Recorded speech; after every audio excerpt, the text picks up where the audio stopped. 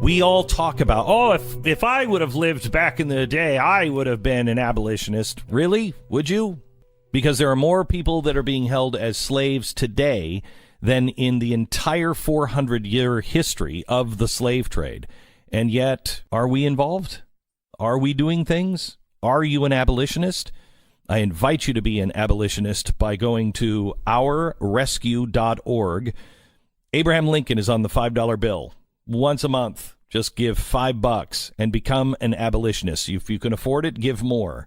Ourrescue.org and the NazareneFund.org, which is also rescuing the slaves in the Middle East. Tim Ballard is the founder and CEO of Operation Underground Railroad and the chairman of the Nazarene Fund, just returning from Haiti, where there is a big shakeup happening, trying to make their government work and get away from evil.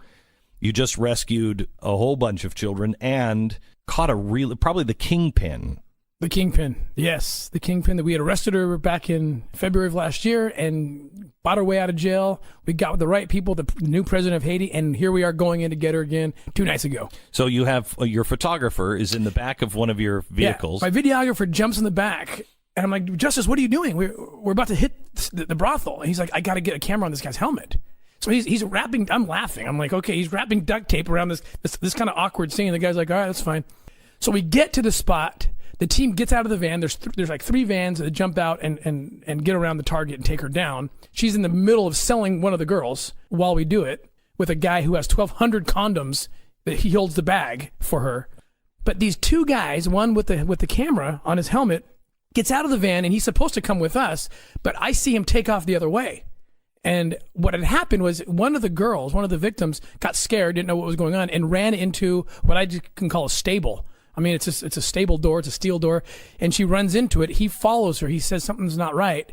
He gets in there. And Glenn, in my 16 years, I've never seen this. And I've seen the camera footage of what he captured. I've never seen this. A girl, probably 13 years old. And I would ask people, this is a tough thing to ask people, but who's 13 in your life? You have a daughter. I have a daughter who's 13. Mm-hmm. These are babies. Okay. Mm-hmm. He goes in there and catches in the act a man who's raping her in the back bedroom and pulls him off and goes to her rescue. And we caught it all on camera, which will allow us to prosecute the heck out of this guy. I've never seen that. I mean, we've raided so many situations like this and never in the act. And we had not seen kids, by the way, in the 4 weeks leading up to tracking this woman because she keeps them so hidden. It was providential. And the fact that Justice, my videographer, at the last minute, puts a camera on this guy's helmet for no apparent reason. It was just kind of this strange act. So you get the madam or the kingpin here of the Haitian slave trade. Is she the kingpin? Is she or one of them? She is, according to the Attorney General of Haiti, she is the #1 child trafficker that they wanted. Wow. The #1. So you get her, and she says to you, "Evil will protect me." Yes. That's a quote? It was translated to me, but that's as close as, that's the translation that I got.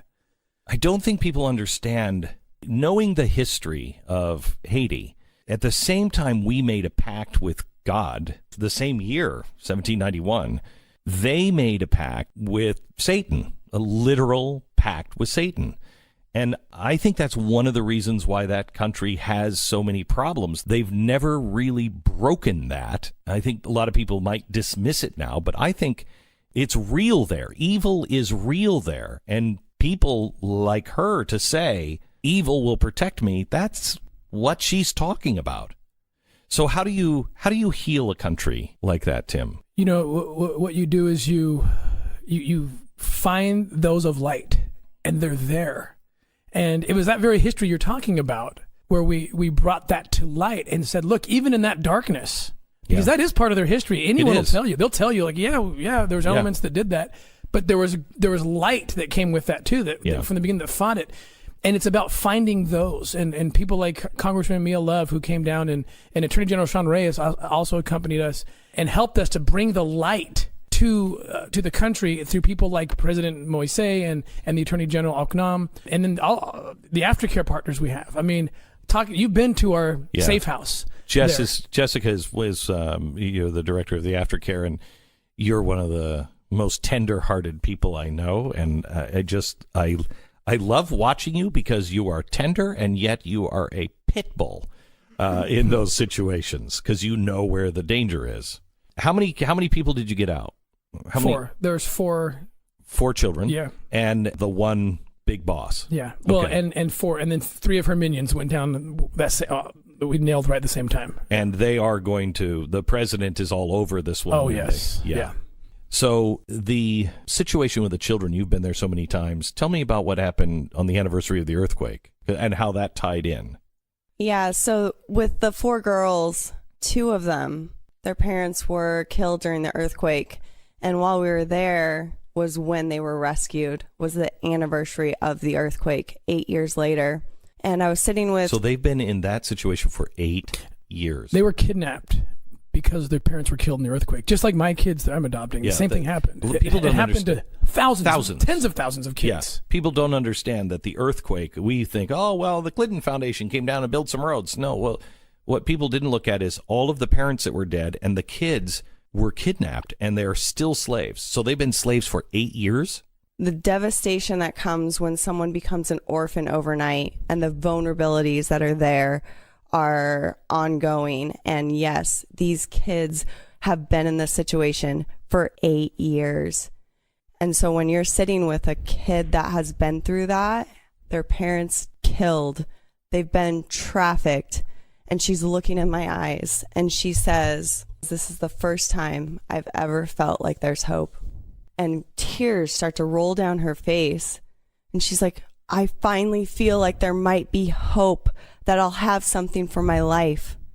8 years later, there's the pain and the beauty that go hand in hand in the story because she's been through this for so long. But even this girl feels the hope in that moment. We started the hour talking about what happened in California, what they found out from those monsters of parents that chained their kids to the beds. And I know because Jessica and I have talked privately about things that she has seen here in the United States. This happens everywhere. This is not a Haitian problem or a Middle Eastern problem or an American problem. It's a human problem.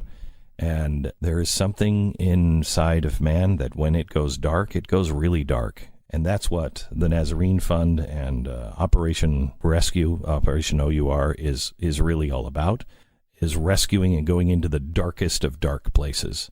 And I don't know how you guys do it. Tim, I don't know how you are as full of light as you are after all of the things that you have seen, but you're a miracle, and we thank you. Tonight at 5 o'clock, we're going to have the footage, so you'll see some of the things that we're talking about. And if we have time, I don't know if we'll have time tonight, but we were talking off the air about what's happening in Sweden right now, where Iran is going to be welcoming home one of their own, somebody who is a refugee who left Iran because she saw a woman being stoned in the streets. She was a journalist over in Iran. She left. She went to Sweden. She got a work visa. She was a refugee. They accepted her. Then she announced, she felt comfortable enough to say, "I'm not Muslim, I am a Christian." And Swedes turned on her and have revoked her visa and are threatening to send her back. And I don't know what's happening in the world. I mean, it is like evil is protecting its own right now. And we need your help. So if you can help us, please become an abolitionist. And you can do that by going to ourrescue.org, ourrescue.org.